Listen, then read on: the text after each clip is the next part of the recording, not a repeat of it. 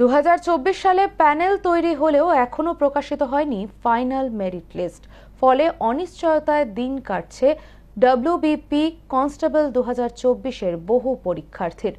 দ্রুত merit list প্রকাশের দাবিতে মালদা, মুর্শিদাবাদ, শিলিগুড়ি ও জলপাইগুড়ি সহ একাধিক জেলা থেকে পরীক্ষার্থীরা যোগ দেন সরাসরি শঙ্করে।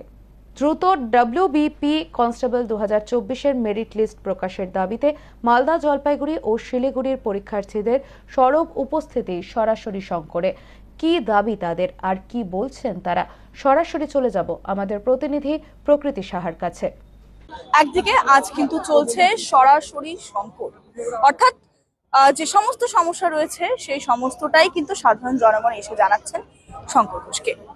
আমার হাতে এই মুহূর্তে রয়েছে ডব্লিউবিপি কনস্টেবল, যা 2024-এ যার প্যানেল তৈরি করা হলেও 2.5 বছর হয়ে গেলেও ঠিক ইলেকশনের আগেই কিন্তু তাদের যে ফাইনাল মেরিট লিস্ট সহ তাদের যে চাকরি হওয়ার কথা থাকলেও ভোট পার হয়ে যাওয়ার পরও কিন্তু সেই ফাইনাল মেরিট লিস্ট এখনো কিন্তু হাতে আসেনি যারা পরীক্ষার্থীরা রয়েছে ঠিক তাদের হাতে।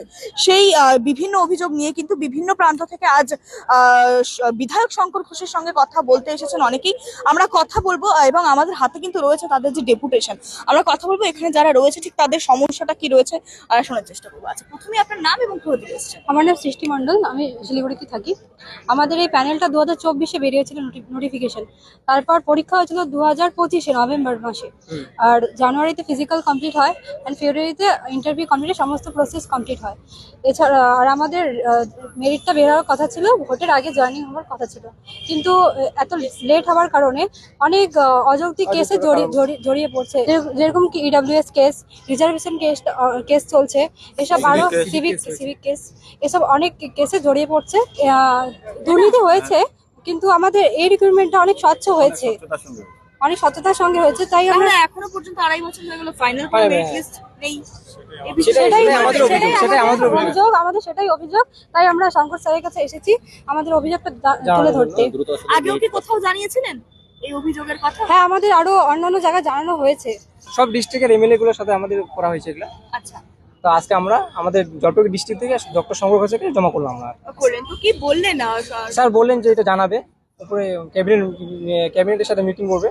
আশ্বস্ত হলেন কি? হ্যাঁ স্যার, আশ্বস্ত হলাম। হ্যাঁ, আমাদের করলেন আশ্বস্ত। আমরা চাইছি যে দুটোটার সাথে রেজাল্টটা বের হোক, আমাদের জয়েনিংটা হোক তাড়াতাড়ি। আচ্ছা, আমরা কিন্তু কথা বলছিলাম এবং যেমনটা আপনাদেরকে দেখিয়েছিলাম যে তারা কিন্তু আজ ডেপুটেশন জমা দিয়েছেন বিধায়কের কাছে এবং বিভিন্ন জায়গায় কিন্তু বারংবার ঠিক একই অভিযোগ উঠে আসছে যে চাকরির যে সমস্ত দুর্নীতি কিংবা ফাইনাল মেরিট লিস্ট এবং সেই চাকরি না হওয়ার জন্য বছরের পর বছর পেরিয়ে গেল সেই পরীক্ষার পর এখনো তার সুরাহা না হয়। আজ কিন্তু দেখা যাচ্ছে একাধিক যদি বিভিন্ন সমস্যার কথা বলা হয়, যুব সমাজের কিন্তু একমাত্র সমস্যা হিসেবে দেখা যাচ্ছে যে চাকরি, এবং তারা কিন্তু আশ্বস্ত রয়েছে। ইতিমধ্যেই কিন্তু তারা বিধায়কের সাথে কথা বলেছেন এবং তাদের যে অভিযোগ, তাদের যে ডেপুটেশন তা কিন্তু জমা করা হয় এবং আশ্বস্ত করা হয় তাদের। এবার নজর কিন্তু থাকবে যে যুব সমাজের এই যে বলা চলে যে পশ্চিমবঙ্গ জুড়ে যুব সমাজের এই চাকরি নিয়ে সমস্যা, তার সমাধান কবে হয়, ঠিক সেদিকেই কিন্তু এখন সকলের নজর রয়েছে। ক্যামেরায় সুজন ঘোষের সাথে প্রকৃতি সাহার রিপোর্ট, সিসিএন সংবাদ।